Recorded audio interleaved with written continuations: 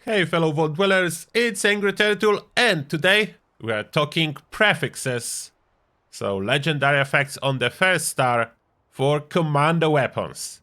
I will be showcasing that with a fixer, but it will apply to almost any classic Commando rifle. So fixer, handmade, combat rifle, Elder's Mark, or so on. Every weapon that do offer perforating magazine will follow the same rules.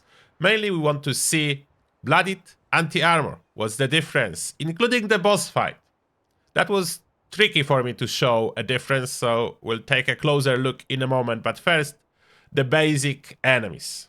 For this showcase I have Bloodied Fixer, anti-armor fixer, and quad the fixer.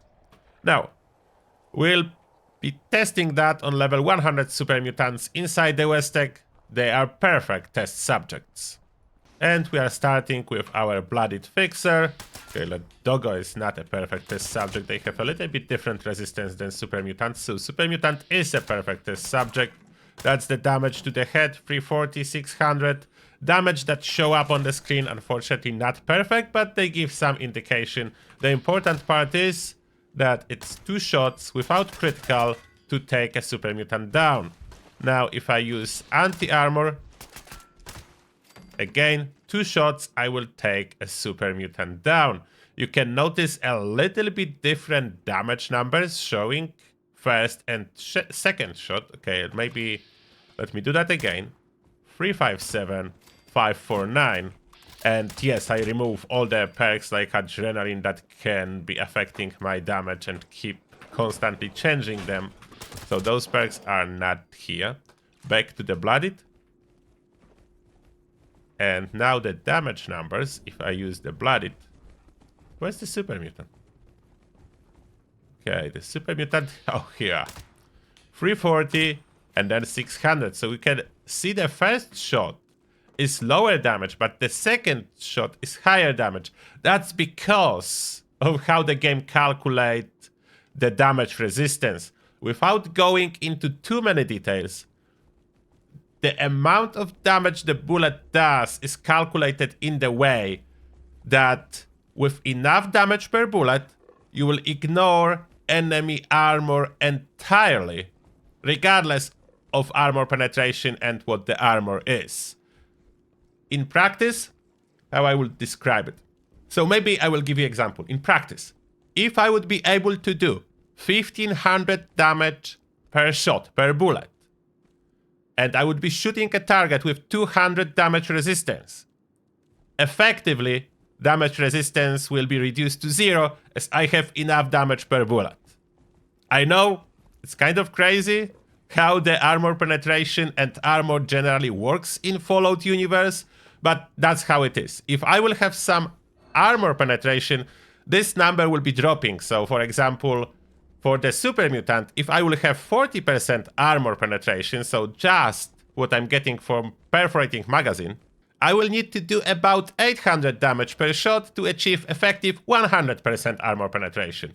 And so on and so forth. That's why when my damage goes higher and my second shot damage is higher thanks to the follow-through kicking in and tenderizer kicking in, the armor penetration of Bloodied Fixer increases and the damage goes above what anti-armor does, as with my anti-armor weapon with current armor calculations, I have over 90% armor penetration as for whatever reason, at least as for now.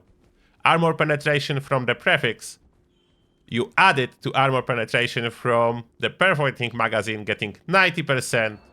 Then if I will include a perk, Tank Killer, that is actually applying correctly, that will give me additional 3.6%, as I already have 90, that's how the math works. So I will end up with 93.6% armor penetration, which means regardless what my bullet does, 90% is enough. Even with very basic damage, if I would have like 100 damage for most enemies, it will be enough to achieve 100% armor penetration. So my anti-armor fixes always does maximum damage possible, when Bloodied need to achieve high damage per shot to do the maximum possible damage. And the problem with anti-armor and increasing it, after I hit 100% effective anti-armor, armor penetration, I cannot go any higher. It's all you can do. You cannot go into negative damage resistance on enemies. So after you hit 100, you're good. Damage will no longer go any higher. Now, how to showcase it a little bit more in practice and make the case for anti-armor fixer. Anti-armor fixer. What it can do. Okay, I will put anti-armor to visualize it for you. Now, I go for the headshot.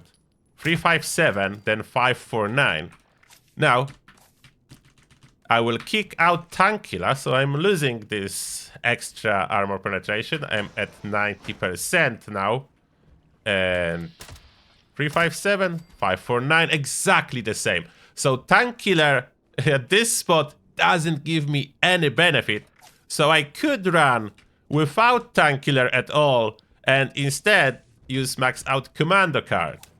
So then if I do that, I will have this a little bit of an edge. Unfortunately, it's not much. It's just 5% damage added. But then 362, 557. So you can see a little bit more damage, and that's the advantage of running anti-armor. You do not need tank killer per card at all, which gives you some extra room. But that's it. If you compare the damage, and if you wonder if anti-armor can do more than Bloodied, unfortunately cannot. Now, in regards to the bosses, okay, we'll switch the cards back on, so I don't forget. In regards to the bosses, I can show you this quick example, and you can see in here me firing on the top Bloodied, down below anti-armor. I attempted to align those health bars as the damage difference is very little, like it's very small. Anti-armor versus Bloodied. You can see it, Bloodied wins slightly, but the difference is not big at all. It's not a big difference. That's because bosses do have more armor than super mutants. The bosses has around 400 armor, but still, it's still not really enough to make huge difference, as Bloodied is close to hitting full armor penetration. That's why the difference is so little. If I would have one more person there that would shoot enemies with this amazing syringer that currently work, and dangerous syringer, there would be two people shooting it, Bloodied will win by even a little bit more. But then, if you really want damage, look at quad. Again, opening by regular shot, followed by critical, 1123. So that's with anti-armor. And then we have Bloodied. Regular shot, followed by critical, 1249. So you can see it does go up, but because the difference is not really crazy, like 1100, that's quad. Then it goes a little bit higher, I think, for anti-armor, but already not much of a difference. Is there any? Oh no, it's no difference. Okay, so critical, I have enough damage with quad to have exactly the same as anti-armor. Then I have a little bit more if I go for Bloodied. And that is exactly the reason that quad outperforms any other effect on boss fights. With all the armor penetration, with a dangerous syringer, and all the boost you can get for boss fight, the quad is almost the same damage with every critical than Bloodied, and you reload it so much less often. And this is a huge difference. This is really huge difference. Bigger than anything else. That's why quad wins on the boss fights. On the everyday combat, you don't need high ammo capacity, so you can use anything. On boss fights, quad wins for sure. Now, the best weapon for the boss fights, I have some weapons ready. I will continue with the testing. As you can probably tell in my inventory, there is Enclave Flamer, and there is the Choo-Choo weapon, Railway Rifle, ready for testing. The exception when quad is not needed, that's Enclave, as it's already 300 ammo capacity. Then in that case scenario, you no longer need quad. So that's true. Now, in summary, Bloodied, slightly better than anti-armor, but for boss fights, still no good as you need quad. For everyday run, the difference is small, Bloodied versus anti-armor, and if you really only use anti-armor weapons, this will let you play without tank killer, so it will save you points under perception, and that's the biggest difference. Do you want to spend those perception points on something else? Do you want to run with max out Commando and max out concentrated fire? If you have anti-armor weapon, you can.